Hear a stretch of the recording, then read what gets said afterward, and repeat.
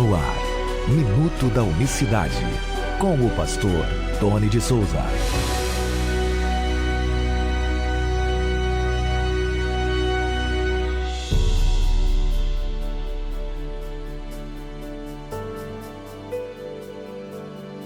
Olá, queridos, graça e paz da parte do nosso grande Deus e Salvador Jesus Cristo. Que Deus abençoe você de maneira rica e abundante nesta segunda-feira, finalzinho do mês de abril, né? Mês esse que nós completamos 8 anos de Minuto da Unicidade e indo já para 2 anos de rádio, né? Graças a Deus, com o nosso programa Nossa Voz. Que Deus abençoe você de maneira rica e poderosa.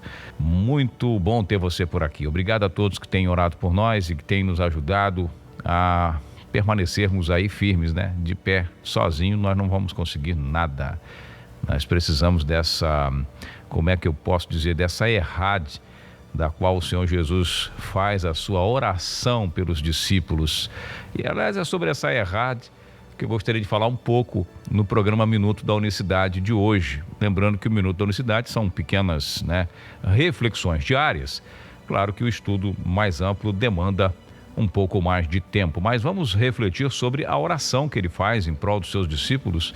O Evangelho de João, capítulo 17, e você precisa ler todo este capítulo, que é muito interessante. Então vamos fazer uma análise essa semana, dentro da medida do possível, deste capítulo, né? Que legal, você que gosta desse capítulo, desta oração, a partir do ponto de vista da unicidade, é muito bom refletir sobre exatamente essa oração do Senhor Jesus em João 17. Eu já começo com a questão mais, vamos dizer assim, complexa para os trinitários nos debates, também para nós unicistas, por que não, né? Porque não é um pouco complexa ou complicada para nós unicistas, na sua grande maioria, e principalmente os irmãos que não têm o hábito de refletir sobre o tema, de se debruçar sobre o tema, encontra mais dificuldade ainda, verdade seja dita, né? Olha só a oração que ele faz, um trecho dessa oração lá no finalzinho, né? Vou ler o verso 21, ele orando pelos discípulos, diz assim, para que todos sejam um, como tu, Pai, o és em mim e eu em ti, que também eles sejam um em nós, para que o mundo creia que tu me enviaste. Eu dei-lhes a glória que a mim me deste, para que sejam um como nós somos um. Olha só que versículo abençoado, que versículo unicista glorioso, né? Eu estou fazendo uma apostila só sobre João 17 para ministrar um estudo e veja bem que interessante, eu vou estudar versículo por versículo e em breve tem um estudo já agendado para ministrar e eu já vou compartilhando com a nossa audiência aqui esses 2 versos, né? Que eu acabei de ler, 21 e 22.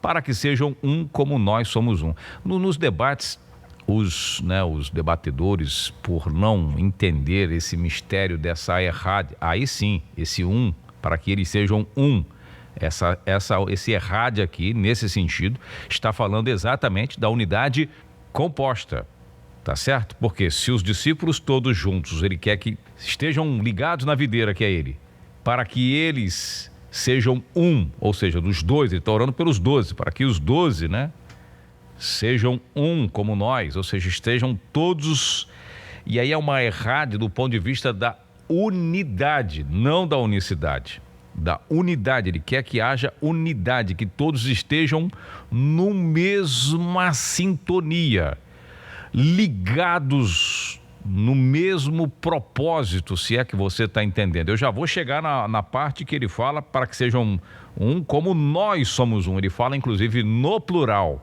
Olha só que interessante. Mas primeiro eu preciso que você entendam dessa unidade, que você compreenda um pouco dessa unidade com relação aos discípulos.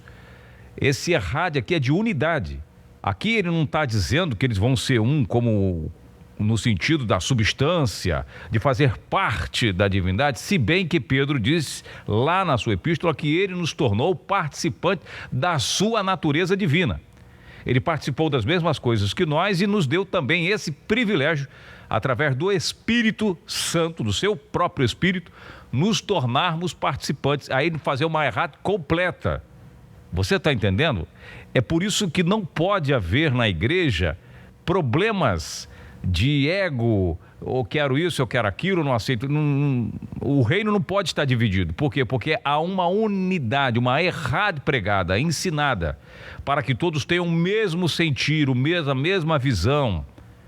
Hoje o que mais tem no nosso meio, por exemplo, é um monte de placa, um monte de instituição. Dentro dos próprios unicistas não há uma unidade, uma unanimidade, um entendimento. E é exatamente Jesus está pedindo que não haja isso no meio da igreja. Mas essa errada, ela está supra instituição interdenominacional. É uma errada diferente, é uma unidade profunda, em que eles, se você observar, participavam de tudo, eram unânimes em tudo, havia uma unidade, não havia orgulho, não havia ego, não deu oportunidade para o grupo das irmãs, não deu oportunidade para esse. O pastor falou algo que eu não gostei, Pedro disse algo. Havia uma unidade, um objetivo maior, que era o reino, e estavam todos interligados, ligados nessa errada, unidos, é como se estivessem entrelaçados no eterno. Muito bem. Então ele ora para que, e através da oração do Senhor Jesus, é para que houvesse uma unidade indestrutível na igreja, que nada poderia detê-los, uma união capaz de mover os céus ao favor da igreja, ao favor da palavra, ao favor do evangelho, do próximo, do amor, uma unidade indestrutível. E foi o que aconteceu. Por isso que a igreja crescia a 200%, 300%, 1000%, né, ano após ano. Essa oração do Senhor Jesus foi poderosa, e é poderosa, tudo dele é poderoso, né? Louvado seja Deus. Bom, mais ou menos aqui eu estou resumindo o ponto de vista dessa errade, que é uma união nos grupos de pessoas, para que eles vejam. E aí ele ora mais ainda, ele vai mais além. Olha só no verso 22. Eu lhes dei a glória que a mim me deste, para que sejam um, como nós somos um.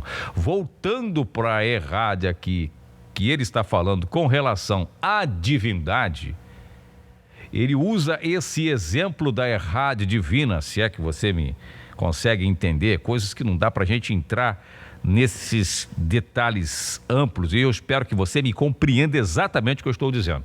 Veja bem, vamos para a errade, nessa errade aqui da oração de João 17, com relação à divindade do Eterno. Vamos lá, são duas pessoas, porque o trinitário, quando vê essa errade, você que está me acompanhando aí na Rádio Betel, o teólogo trinitário, ele está falando das duas pessoas, ele entende essa oração de Jesus aqui com relação às duas pessoas da Trindade. São três, mas nesse caso aqui é duas que está em questão, né? Ele e o Pai, Jesus e o Pai, não é isso? Muito bem, a teologia trinitária, esse é um ponto pacífico na teologia trinitária, né? Isso aí é um fato. E esse texto é usado muitíssimo em todos os debates que eu participo, usam esse texto justamente para falar desse assunto. Vamos lá, sem mais delongas. No versículo 21, ele diz, né, volto a ler novamente, para que todos sejam um, como tu, Pai, o és em mim e eu em ti, que também eles sejam um como nós. Partindo do ponto de vista da doutrina da unicidade de Deus, o que o Senhor Jesus está falando aqui simplesmente é só você analisar, você que conhece a doutrina unicista. Para você que não conhece, eu dou até um desconto para você. Mas vamos lá. O próprio Deus foi manifestado em carne, correto? 1 Timóteo 3,16. Indiscutivelmente, grande é o mistério da piedade. Deus foi manifestado em carne. Então nós temos aqui uma questão para analisar. O próprio Deus foi manifestado na carne. Ou seja, o Senhor Jesus o tempo inteiro está falando, vocês precisam crer que eu estou no Pai, que o Pai está em... Você está entendendo? Não é estou com o Pai, é estou no Pai. Ele estava aqui na terra dizendo que estava lá. E dizendo também que o Pai que estava lá no céu estava nele. Você está entendendo? é uma questão que o Senhor Jesus está orando como homem, fazendo essa oração. Nós precisamos só entender esse detalhe. Ele está orando como homem, como sacerdote, fazendo uma oração pelos seus discípulos. Ao mesmo tempo, ele está explicando como que é essa errade, que no entendimento trinitário, por se tratar de duas pessoas, ele está dizendo que não é duas pessoas. Ele está mostrando nessa oração aqui justamente que não é duas pessoas. Embora ele esteja orando e falando no plural, por quê? Porque temos uma condição divina e uma condição humana. E ele está dizendo que isso é inseparável. Você está entendendo? Que não há como separar. E é justamente o que acontece em muitos casos, até mesmo com o entendimento unicista que faz essa separação. E ele está dizendo, é impossível separar. É uma unidade profunda, é uma errada profunda aí, para você entender. Mas para refletir o que eu estou dizendo. Ele está falando assim, olha, se vocês crescem, em outros textos, né? Se vocês crescem, se vocês conhecessem o Pai, vocês me conheceriam, né? E aí Filipe fala, mostra o Pai. Ele falou, vocês já estão vendo. Desde agora tem visto, estou há tanto tempo com vocês. Ou seja, esse aqui é o X da questão. Filipe estava pedindo para ver o Pai, entendendo ser uma outra pessoa à parte dele. Por isso que Filipe pede para ver, quero ver.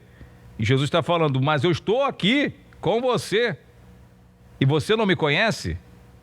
Estou há tanto tempo com você, quem vê o Pai vê a mim. Por isso ele está dizendo, para que sejam um como nós. Então ele está dando da sua unidade absoluta, a forma como a carne dele, o corpo físico dele é inseparável do seu espírito. Está entrelaçado ao espírito, o corpo físico, ele é um com o espírito dele, você está entendendo? Assim como nós, ou seja, a condição humana entrelaçada, como se, mais ou menos para você entender aí a união hipostática, não é? Falamos aí da dupla natureza.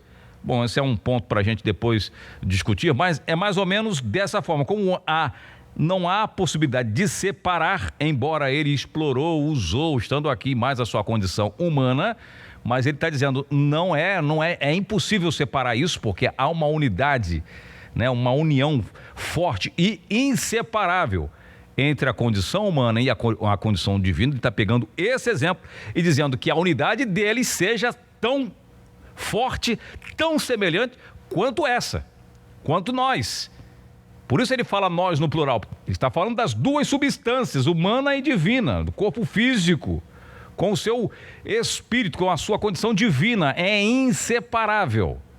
Ele está usando isso, essa situação, essa errade, para sustentar e ensinar que deve haver uma errade com relação ao seu grupo de discípulos. A sua igreja tem que estar tão interligada ao Espírito do Eterno, à sua divindade, que a sua igreja, que os seus discípulos estejam tão interligados ou tão unidos, tanto quanto é a sua questão da sua errade, desse pequeno resumo que nós trouxemos. É claro que a gente vai nos aprofundar e falar mais sobre essa questão durante esta semana. Eu vou ficando por aqui, espero ter alcançado minimamente aí, né, o seu entendimento, para mostrar para você que essa errade de João 17 não se fala de duas pessoas, e sim da unidade. Ao mesmo tempo que ele ensina da sua errade absoluta, ele quer que haja essa mesma unidade, esse mesmo entendimento, para que você saiba aonde de fato você está interligado. Vou ficando por aqui, que Deus abençoe a todos de maneira rica e abundante, graça e paz. Minuto da Unicidade.